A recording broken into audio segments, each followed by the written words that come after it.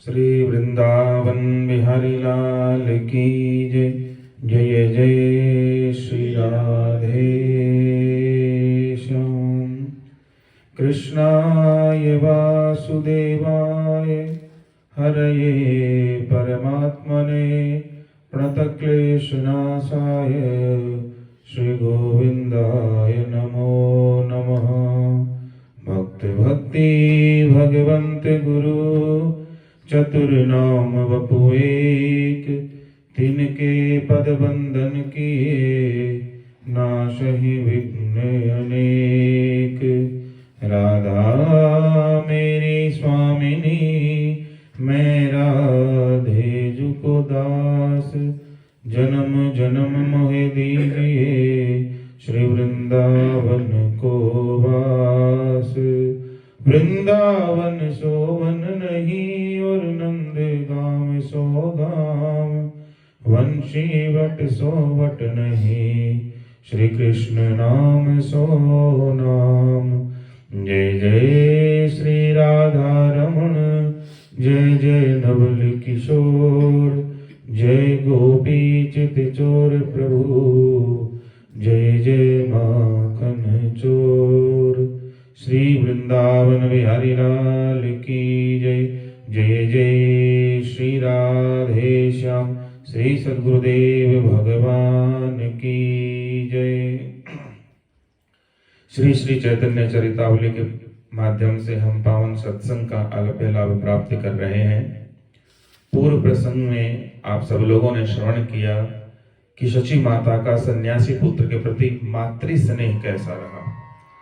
अब प्रारंभ होता है जगन्नाथपुरी में महाप्रभु जी गए, उससे पूर्व की कथा। तो पुरी गमन से पूर्व श्री कृष्ण चरणाम्भोजं सत्यमेव विजानताम्, जगत् सत्यम असत्यम वा नेतरीति मतिर्ममः। अर्थात जिन्होंने श्री कृष्ण के चरणार बिंदों को ही नित्य सत्य मान लिया है, उनके लिए चाहे संसार सत्य हो अथवा असत्य, इस बात की ओर वे ध्यान नहीं देते। जगत के सत्यत्व अथवा मिथ्या के कारण उनकी बुद्धि विभ्रम में नहीं पड़ती। जिन्होंने भगवान श्री कृष्ण के चरणार बिंदों को सत्य मान लिया है कि केवल भगवान के चरण ही सत्य है, बाकी सारा जगत मिथ्या है, उनके लिए चाहे संसार सत्य हो चाहे ये संसार असत्य हो, इस बात की ओर वो ध्यान नहीं देते। जगत के सत्यत्व और मिथ्यत्व के कारण उनकी बुद्धि में कभी भी भ्रम नहीं आता। क्यों? क्योंकि उन्होंने भगवान के चरणों को सत्य माना है। तो भगवान का स्वरूप निर्गुण है या सगुण, जगत मिथ्या है या सत्य, हृदय में ऐसी शंकाओं के उत्पन्न होने से ही पता चल जाता है कि अभी हम भगवत कृपा प्राप्त करने के पूर्ण अधिकारी नहीं बन सके हैं। बात समझ आई? जिनके ऊपर भगवान की पूर्ण कृपा हो चुकी है, उनके मस्तिष्क में ऐसे प्रश्न उनके चित्त में विक्षेप उत्पन्न नहीं करते। भगवान सगुण हो या निर्गुण, साकार हो या निराकार, यह जगत सत्य हो अथवा त्रिकाल में भी उत्पन्न न हुआ हो, उच्च साधकों को इन बातों से कुछ भी मतलब नहीं है। वे यथाशक्ति सभी संसारी परिग्रहों का त्याग करके प्रभु के पाद पद्मों में प्रेम करने के निमित्त पागल बन जाते हैं। चाहे कोई भगवान को कहे निर्गुण है, चाहे सगुण है, साकार है, निराकार है, कोई कुछ भी कहता है, लेकिन जिन्होंने भगवान के चरणों का आश्रय ले लिया है, वो तो बस उनके चरणों में प्रेम करके और बस पागल से बने रहते हैं। वे जगत की सत्यता और मिथ्यत्व, इन उलझनों को सुलझाने में अपना अमूल्य समय बर्बाद नहीं करते हैं। क्या घट घट व्यापी भगवान हमारे हृदय की बात को जानते नहीं? क्या वे सर्वशक्तिमान नहीं है? क्या उनका चित्त दया भाव से भरा हुआ नहीं है? यदि हाँ, तो वे हमारे हृदय की सच्ची लगन को समझ दया के वशीभूत होकर जैसे भी निराकार हो अथवा साकार होंगे, वो हमारे सामने प्रकट हो जाएंगे। हम द्वैत अद्वैत, विशिष्ट अद्वैत, द्वैत अद्वैत तथा शुद्ध अद्वैत के झमेले में न पड़े। अर्थात क्यों पड़े? किंतु ऐसी भावना सबकी नहीं हो सकती। जो मस्तिष्क प्रधान है, जो बुद्धि वाले हैं, जो ज्यादा दिमाग चलाते हैं, जो मस्तिष्क प्रधान है, वे बिना सोचे रह नहीं सकते। उन्हें समझाकर ही श्रद्धा उत्पन्न करानी होगी और उस श्रद्धा के सहारे ही उन्हें सत्य तक पहुंचाना होगा। इसलिए महर्षियों ने वेदांत शास्त्र का उपदेश किया है। वेद के अंतिम भाग को वेदांत कहा गया है। उसका संबंध विचार से है, किंतु हृदय प्रधान तो विचार की इतनी अधिक परवाह नहीं करते। वो तो केवल कृष्ण, श्री कृष्ण कहते कहते ही अपने प्यारे के पाद पद्मों तक पहुंचकर सदा उन्हीं के हुए रहते हैं। उन्हीं के क्या तद्रूप ही बन जाते हैं। किंतु सबको ऐसा सौभाग्य प्राप्त नहीं हो सकता। जो प्रेमी लोग होते हैं वो भगवान से प्रेम करके उन्हीं के हो जाते हैं। और इतना कहा कि उन्हीं के क्या, भगवान कहते हैं कि जो मेरी आराधना, मेरी उपासना करता है, मुझसे प्रेम करता है, उसको मैं अपना रूप दे देता हूं। यानी कि मैं और वो दोनों फिर एक हो जाते हैं, अलग अलग नहीं रहते, तो तद्रूप बन जाते। किंतु ऐसा सौभाग्य सबको प्राप्त नहीं हो सकता। जिनके ऊपर उनका अनुग्रह हो वही इस पथ का पथिक बन सकता है। जब भगवान अपनी कृपा अपने भक्त पर करते हैं, उनकी कृपा जब होती है, तभी भक्त भक्ति के मार्ग पर पूर्ण रूपेण चल पाता है। इस पर शंका हो सकती है कि फिर श्री कृष्ण कृष्ण कहने वाला अज्ञानी ही बना रहेगा और बिना ज्ञान के संसारी बंधन से मुक्त नहीं हो सकता। हृदय ज्ञानान मुक्ति ही, तब फिर वह मूर्ख भक्त प्रभु के पाद पद्मों तक कैसे पहुंच पाएगा? क्योंकि उसको तो ज्ञान ही नहीं हो, तो प्रेम प्रेम जानता है। ज्ञान नहीं है तो भगवान के चरणों तक कैसे पहुंच सकता है? इसका सा सीधा उत्तर यही है कि जो सर्वस्व त्याग करके भगवान की ही शरण में अनन्य भाव से आ गया हो कि भगवान के सिवा मेरा कोई अन्य नहीं है, इस भावना से आ गया हो, तो सच्चिदानंद स्वरूप भगवान, जिनका स्वरूप ही सत्यम ज्ञान और सत्य ज्ञान और अनंत है, उसे ज्ञानहीन कैसे बना रहने देंगे? उसको ज्ञानहीन कैसे बना रहने देंगे? भगवान के शरण में प्रेमी चला गया और उसको ज्ञान नहीं है, लेकिन भगवान तो ज्ञानी है ना। तो उनकी शरण में जो कोई आएगा, चाहे वो अज्ञानी ही क्यों ना हो, अभी आपने सुना कि वो तद्रूप बना देते हैं, तो वो फिर अज्ञानी कैसे रह जाएगा? उसको ज्ञान होगा कि नहीं होगा? उसको ज्ञान होगा। उनकी शरण में आते ही हृदय की ग्रंथियां अपने आप खुल जाएंगी। बिना प्रयास के ही उसके सभी संशय दूर हो जाएंगे। कर्म अकर्म की जटिल समस्याओं को बिना सुलझाए ही उसके संपूर्ण कर्म क्षीण हो जाएंगे। भगवत शरणागति में यही तो सुलभता, सरलता और सरसता है। आकाश पाताल एक भी न करना पड़े और आनंद भी सदा बना रहे, सदा उस अद्भुत रस का ही पान करते रहे। किंतु इस अनन्य उपासना और भगवत प्रपन्नता के लिए सभी संसारी परिग्रहों का संपूर्ण त्याग करना होगा। प्रेमी कब बना जाता है? जब संसारी सभी वस्तुओं का, परिग्रहों का हम त्याग कर देते हैं, तब जाकर के हम प्रेमी कहलाने के अधिकारी होंगे। और चाहे वो अज्ञानी ही क्यों ना हो, ज्ञान शून्य है। ध्रुव तो छोटी सी उम्र का है, भगवान सामने आ गए, स्तुति करना नहीं जानता है, लेकिन भगवान ने जब कृपा की उसके ऊपर, अपना शंख उसके कपोल से भिड़ाया, तो सारा ज्ञान उसके अंदर उतर गया। तो जो भगवान कृपा करते हैं तो अपने दास पर फिर ऐसे करते हैं। तो इसके लिए शर्त यही है कि अनन्यता के लिए आपको सबसे पहले संसारी परिग्रहों का पूर्ण त्याग करना होगा, तभी उस अद्भुत आसव की प्राप्ति हो सकती है। खाली ढोंग बना लेने से और भेदभाव के संकुचित क्षेत्र में ही बंधे रहने से काम नहीं चलेगा। तिलक छापा तो हमने कर लिया, वेशभूषा तो वैसी बना ली, रहने भी लग गए, लेकिन अंदर कुछ और है। तो उस प्रेम रूपी आसव, आसव कहते हैं पीने का पदार्थ जो होता है, और प्रभु का जो प्रेम है, उस प्रेम से आप वंचित रह जाओगे, आपको वो प्रेम पूर्णतया मिल नहीं पाएगा। महाप्रभु को अद्वैतवादी सन्यासियों की पद्धति से दीक्षा लेने और दंड धारण करने से अद्वैत आचार्य जी को शंका हो गई थी।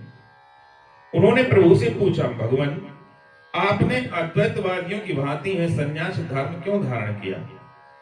आपके सभी कार्य अलौकिक हैं, आपकी लीला जानी नहीं जा सकती, आप तरह तरह की लीलाएं कर रहे हैं। इस प्रश्न को सुनकर कुछ मुस्कुराते हुए महाप्रभु ने कहा कि आचार्य देव, आप तो स्वयं विद्वान हैं, आप विचार कर स्वयं ही देखें, क्या मैं अद्वैत के सिद्धांत को नहीं मानता?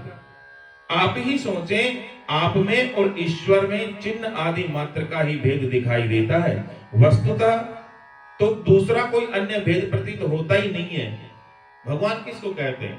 तुझ में ओम, मुझ में ओम, सब में ओम समाया, ये कहते हैं ना बार बार, तुझ में राम, मुझ में राम, सब में राम समाया है। इस उत्तर को सुनकर के हंसते हुए अद्वैत आचार्य कहने लगे, धन्य है भगवान, आप तो वाणी के स्वामी हैं, आपके सामने तो कुछ कोई कह ही नहीं सकता, कुछ कहने को बनता ही नहीं है। बिना सर्व त्यागम भवति भजनम नहीं सुपतेरिति, त्यागो अस्माभिकृत इह किम अद्वैत कथया, अयम दंडो भूयान प्रबल रसो मानस पशो, रीति वाहम दंड ग्रहण विशेषाद करवम। हे आचार्य देव, इसमें द्वैत अद्वैत की कौन सी बातें हैं? असली बात तो यह है कि बिना सर्वस्व त्याग किए हृदय वल्लभ प्राण रमण उन श्री कृष्ण का भजन हो ही नहीं सकता। इसमें एक ही आएगा, प्रेम गली अति साकरी, या में दो न समाय, या तो संसार को बसा लो या फिर हरि को फंसा लो। इसलिए मैंने सर्वस्व का त्याग करके ये संन्यास ग्रहण किया है। यह मन तो अत्यंत ही चंचल और पशु के समान है, यह सदा स्थिर भाव से श्री कृष्ण चरणों की सुखमय शीतल छाया में बैठ करके विश्राम नहीं करता। पशु के समान है चंचल मन। ये भगवान श्री कृष्ण के श्री चरणों की सुखमय ठंडी छाया में बैठ करके विश्राम नहीं करता, सदा इधर उधर भटकता ही रहता है। इसी को ताड़न करने के निमित्त मैंने ये दंड धारण किया है। सन्यासी दंडी सन्यासी होते हैं ना, दंड धारण करते हैं, तो इन्होंने दंड धारण किया था। तो उन्होंने यही प्रश्न किया कि आपने दंड धारण क्यों किया? तो कह रहे कि इस मन को ताड़ने के लिए मैंने दंड धारण किया है।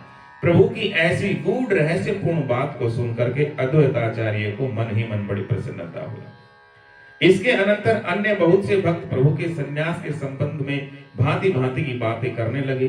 कोई कहता, प्रभु आपने सन्यास लेकर के भक्तों के साथ बड़ा भारी अन्याय किया है। पहले तो आपने अपने हाथ से प्रेम तरु की स्थापना की, प्रेम रूपी बड़ा सा वृक्ष लगाया, उसे संकीर्तन के सुंदर पानी से आपने सींचा और बढ़ाया। उस पर जब फल लगे और उनके पकने का जब समय आया, तभी आप उसे जड़ से काट रहे हैं। यानी कि सन्यास लेकर के आपने जड़ से उड़ा दिया उसको। लोग अपने हाथ से लगाए हुए विश्व के वृक्ष का भी उच्छेद नहीं करते, उसको भी नहीं उखाड़ते, चाहे कोई जहर का पेड़ लगाए। लेकिन आपने तो प्रेम का बीज बोया था, प्रेम का पेड़ लगाया। आपके बिना भक्त ये जीवित कैसे रहेंगे? कौन उनकी करुण कहानियों को सुनेगा? विपत्ति पड़ने पर भक्त किसकी शरण में जाएंगे? संकीर्तन में अपने अद्भुत और अलौकिक नृत्य से अब उन्हें कौन आह्लादित करेगा? कौन अब भक्तों के सहित गंगा तट पर जल विहार करावेगा? कौन हमें निरंतर कृष्ण कथा सुना करके सुखी और प्रमोदित बनाएगा? प्रभु, भक्त आपके वियोग दुख को सहन करने में समर्थ न हो सकेंगे। प्रभु भक्तों को ढांढस बंधाते हुए कहने लगे, देखो भाई, घबराने से काम नहीं चलेगा। अब जो होना था वो तो हो ही गया। अब सन्यास छोड़ करके गृहस्थी बनने की सम्मति तो तुम लोग मुझे दोगे भी नहीं। हम तुम सभी लोगों के स्वामी अद्वैताचार्य यहाँ रहेंगे। मैं भी जगन्नाथपुरी में निवास करूंगा। कभी कभी मैं तुम लोगों के पास आते जाते रहा करूंगा। मैं भी कभी कभी गंगा स्नान के निमित्त यहाँ आया करूंगा। इस प्रकार परस्पर एक दूसरे से भेंट होते ही रहेगी। अर्थात मैं आपको पूर्णतया छोड़ करके नहीं जा रहा, बीच बीच में आता रहूंगा। इतने में ही चंद्रशेखर आचार्य रत्न बोल उठे कि हम सब लोगों को तो आप जैसे तैसे समझा भी देंगे, किंतु सची माता से क्या कहते हैं? वह तो आपके बिना जीवित ही नहीं रह पाएगी। प्रभु ने कातर भाव से कहा कि माता को मैं समझा ही क्या सकता हूँ। आप लोग ही उसे समझाएंगे तो वो समझेगी। फिर माता जैसी आज्ञा देंगी वैसा ही मैं करूंगा। यदि वह मुझसे घर में रहने के लिए भी कहेगी तो मैं वो भी करूंगा। इतने में ही अश्रु विमोचन करती हुई माता जी वहां आ पहुंचे। उन्होंने गदगद कंठ से कहा, निमाई, क्या सचमुच में तू हमें छोड़ करके यहाँ से भी कहीं अन्यत्र जाने का विचार कर रहा है? प्रभु ने माता को समझाते हुए कर्ण स्वर में कहा कि माँ, मैं तुम्हारी आज्ञा का उल्लंघन नहीं कर सकता। तुम जैसा कहोगी वैसा ही मैं अब करूंगा। सन्यासी के लिए अपने घर के समीप तथा अपने संबंधियों के यहाँ इतने दिन रहने का विधान नहीं है। इतने दिन मैं रुक गया हूँ। अधिक दिनों तक एक ही व्यक्ति का अन्न खाते रहना भी सन्यासी के लिए निषेध है, किंतु मैंने तुम्हारी और आचार्य की प्रसन्नता के निमित्त इतने दिनों तक यहाँ रह करके तुम्हारे ही हाथ की भिक्षा की है। अब मुझे कहीं अन्यत्र जाकर के रहना चाहिए। मेरी इच्छा तो वृंदावन जाने की थी, किंतु तुम सबका स्नेह मुझे बलपूर्वक यहाँ खींच लाया। अब तुम यहाँ के लिए जहाँ के लिए आज्ञा करोगे माँ, मैं वहीं रहूंगा। तुम्हारी आज्ञा के प्रतिकूल आचरण करने की मुझ में भी क्षमता नहीं है, सामर्थ्य नहीं है। माता, मैं सदा तुम्हारा ऋणी था, ऋणी हूँ और ऋणी ही रहूंगा। अपने सन्यासी पुत्र के ऐसे प्रेम भरे वचनों को सुनकर के माता का हृदय पलट गया। इन प्रेम वाक्यों ने मानो अधीर हुई माता के हृदय में साहस का एक संचार कर दिया। माता ने दृढ़ता के स्वर में कहा कि बेटा, ये मेरा सौभाग्य है। मेरे भाग्य में जैसा बना होगा उसे मैं भोगूंगी। मुझे अपना इतना ख्याल नहीं था जितना कि विष्णु प्रिया का था। वह मेरी निरी अबोध बालिका है। संसारी बातें वो एकदम जानती नहीं, वो अपरिचित है उनसे, किंतु भावी प्रबल होती है। अब हो ही क्या सकता है। संन्यास त्याग करके फिर गृहस्थ में प्रवेश करने की पाप वार्ता को मैं अपने मुख से निकाल करके पाप की भागी नहीं बनना चाहती। सन्यासी अवस्था में घर पर रहने से सभी लोग तेरी अवश्य निंदा ही करेंगे। तेरे वियोग दुख को तो जिस किसी प्रकार से मैं सहन कर सकती हूँ, किंतु लोगों के मुख से तेरी निंदा मैं कभी नहीं सुन सकती। इसलिए मैं तुझसे घर पर रहने का भी आग्रह नहीं करती। वृंदावन बहुत दूर है, तेरे वहां रहने से भक्तों को भी क्लेश होगा और मुझे भी तेरे समाचार जल्दी जल्दी प्राप्त नहीं हो सकेंगे। इसलिए यदि तेरी इच्छा हो और अनुकूल पड़े तो तू जगन्नाथपुरी में ही निवास कर। मां ने आज्ञा दी कि जगन्नाथपुरी में निवास कर। पुरी की यात्रा के लिए यहाँ से प्रतिवर्ष हजारों यात्री जाते हैं।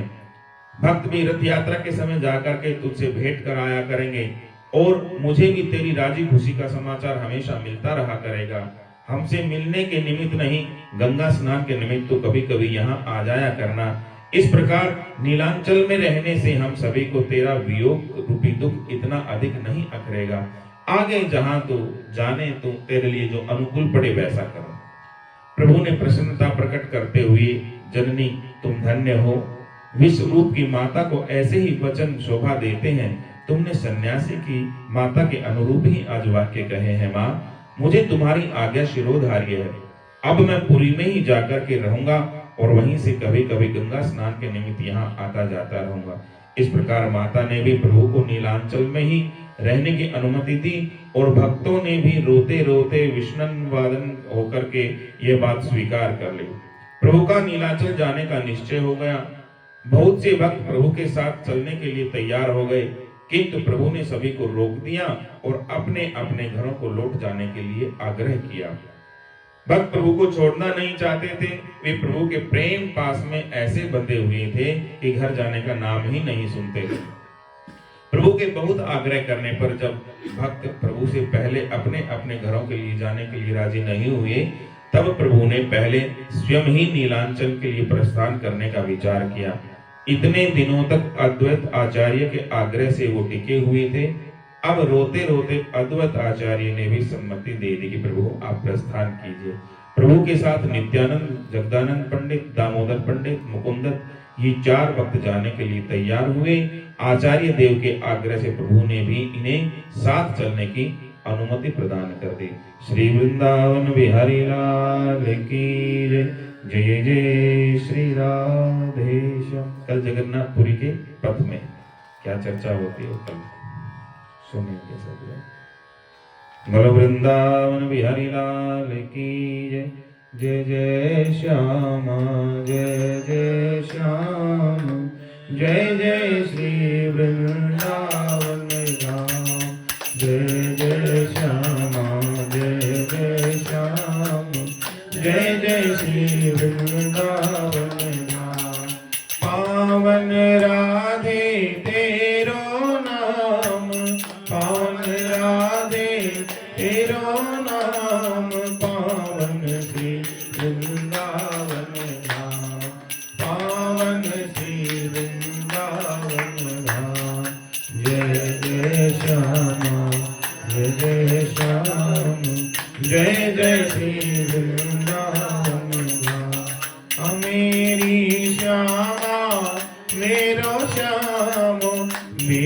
श्यामा मेरो श्याम मेरो श्री वृंदावन धाम मेरो श्री वृंदावन धाम जय जय श्यामा जय जय श्याम जय जय श्री वृंदावन धाम जय बरसानो जय नंदगाम जय बरसानो जय नंदगाम श्री यमुना जी ललित ललाम श्री यमुना जी ललित ललाम जय जय जय श्याम जय जय श्याम जय जय श्री वृंदावन धाम जय जय श्यामा जय जय श्याम जय जय श्री वृंदावन धाम यह जोड़ी अविचल अविराम यह जोड़ी अविचल अविराम हृदय विराजो हाथों याम हृदय विराजो हाथों याम जय जय जय श्यामा जय जय श्याम जय जय श्री वृंदावन धाम जय जय श्यामा जय जय श्याम जय जय श्री वृंदावन धाम जय जय श्री वृंदावन धाम जय जय श्री वृंदावन धाम श्री वृंदावन बिहारी लाल की जय जय जय श्री राधे